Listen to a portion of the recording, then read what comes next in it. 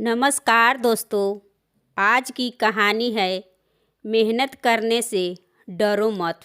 इस कहानी को आप लोग ध्यान से सुने। एक बहुत बड़ा पहाड़ के नीचे एक छोटा सा गांव बसा हुआ था और उसी गांव का एक लड़का था जो बहुत ही आलसी और कामचोर था। और उस गांव के सभी लोगों ने उस लड़का को आलसी और कामचोर के नाम से पुकारने लगे। वे लड़का पूरा दिन गांव के पीछे एक पेड़ में बैठा रहता था।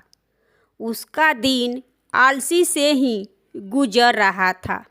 अचानक एक दिन उस गांव में एक बुद्ध भिक्षुक आया और वह बुद्ध भिक्षुक अगले 2 दिनों से उसी गांव में रहने वाले थे।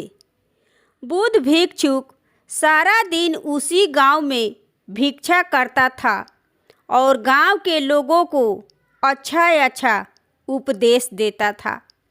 और जब रात होता था तब गांव के पास में एक बुद्ध मठ में विश्राम करता था। बुद्ध भिक्षु ने जब प्रतिदिन गांव में भिक्षा मांगने जाते थे और भिक्षा मांगकर जब वापस लौटते तब उसे आलसी लड़के को उसी पेड़ के नीचे उस लड़के को कभी बैठा हुआ और कभी लेटा हुआ देखते थे। इसके बाद बुद्ध भिक्षु ने समझ गए कि वह लड़का मानसिक और आलसी बन चुका है। फिर दूसरे दिन जब बुद्ध भिक्षुक गांव से भिक्षा करके जब वापस बुद्ध मठ में लौट रहे थे तब बुद्ध भिक्षु ने देखे कि वह लड़का अभी भी उसी पेड़ के नीचे बैठा हुआ था। और लड़कों की ये हालत देखने के बाद बुद्ध भिक्षु से रहा नहीं गया। वह तुरंत उस लड़के के पास गया और उस लड़के से कहे कि बेटा, तुम्हारे लिए मेरे पास एक छोटा सा काम है। मैं चाहता हूँ कि तुम उस पहाड़ी की चोटी पर जाओ और वहाँ से मेरे लिए तुम एक पंख को लेकर आओ। तब उस लड़के ने बैठे बैठे अपने गर्दन को घुमाकर उस पहाड़ की ऊंची चोटी की तरफ देखा और उसके बाद बुद्ध भिक्षु से कहा कि ये काम मुझसे नहीं होगा, क्योंकि वहाँ जाने के लिए मुझे उतना ताकत नहीं है। बुद्ध भिक्षु ने कहा कि मुझे तो पंख की तलाश है। वह पंख उस पहाड़ी की शिखर पर नहीं मिलेगा। वह पंख तो दूसरी पहाड़ी की तरफ ही एक गुफा के अंदर ही मिलेगा। और उस पंख को हासिल करने के लिए उस पहाड़ी की शिखर तक चढ़ के दूसरी तरफ नीचे उतरना पड़ेगा। और बुद्ध भिक्षु ने यह भी कहे कि वह पंख कोई साधारण पंख नहीं है। वह पंख बहुत ही अनमोल और बहुत ही सुंदर है। तब बुद्ध भिक्षु की यह बात को सुनकर उस लड़के की मन में उत्सुकता जगा और बुद्ध भिक्षु से कहा कि मैं आपका ये अनमोल पंख को लेकर जरूर आऊँगा। वह लड़का बिना कुछ सोचे समझे पंख को लाने के लिए चल पड़ा। वहाँ तक का सफ़र तो बहुत ही कठिन था, क्योंकि पहाड़ी के नीचे की रास्ते में वह लड़का थकने लगा। उसकी सांसें फूलने लगी और उसके शरीर से काफ़ी पसीना बहने लगा। लेकिन वह लड़का हार नहीं माना। वह पहाड़ी के ऊपर चढ़ता ही गया।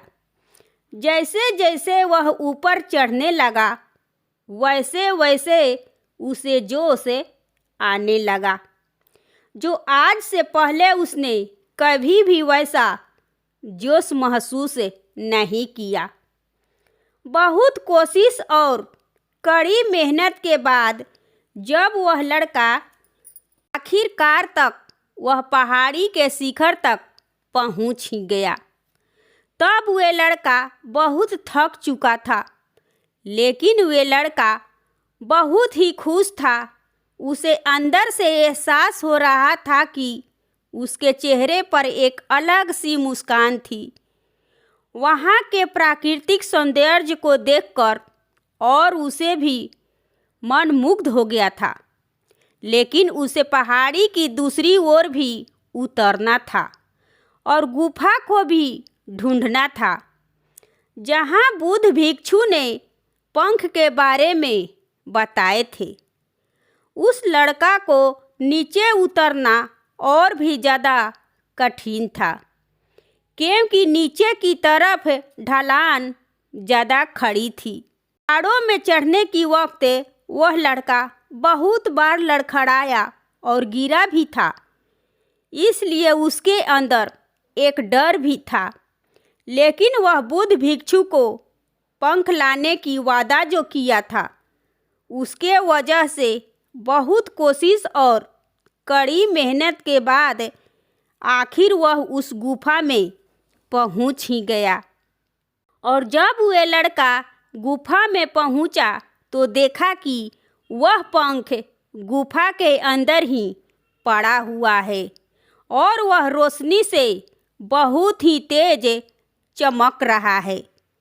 फिर वह लड़का पंख को अपने हाथों में लिया और पंख की सुंदरता को देखकर बड़ा ही आश्चर्य हो गया, क्योंकि ऐसा पंख आज तक नहीं देखा।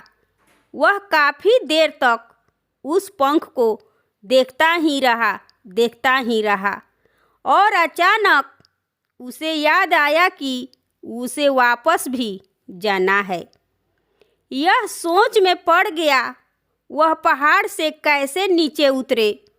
फिर उसे एहसास हुआ कि उसे दोबारा ये सफ़र करने की ताकत और अपना मनोबल को बढ़ाना होगा।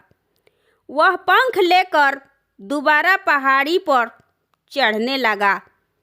उसे बहुत तकलीफ हुआ, उसका पूरा शरीर दर्द से कांपने लगा, पैर भी कांप रहा था और सांसें भी फूल रही थी।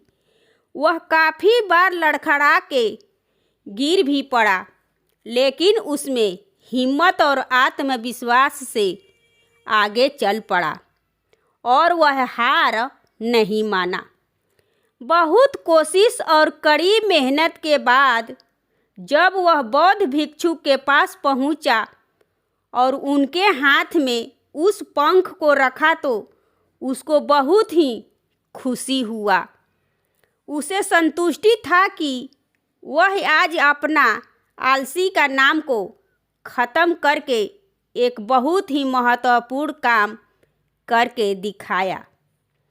वह लड़का के चेहरे पर खुशी और रौनक को देखकर बुद्ध भिक्षु ने कहे कि मैं तुम्हारा इस सफलता में बहुत ही खुश हूँ। आज तुमने तुम्हारी जीवन का एक बहुत ही महत्वपूर्ण काम सीखा है और आलसी बहुत बड़ी चीज़ है जिसे स्वीकार करना चाहिए। आलसी एक आदत है जो इंसान को मानसिकता के ऊपर हावी हो जाता है, उसे दूर करना होगा। आलसी अपने जीवन की सफलता पाने की सबसे बड़ी बाधा है, जो तुम्हें ये तोड़कर पहला कदम उठाना पड़ेगा और अपने उद्देश्य की ओर चलना पड़ेगा।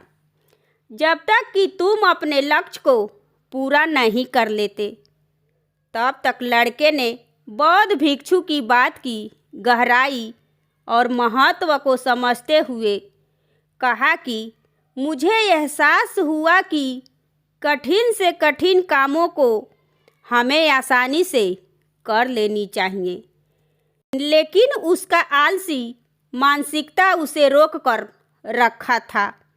अब उसे अच्छी तरह से पता चल गया कि दुनिया की कोई भी कठिन कामों को करने के लिए उसकी ताकत और मानसिकता दृढ़ संकल्प है। उसके बाद बौद्ध भिक्षु ने वह लड़के को आशीर्वाद दिया और वह गांव से चला गया।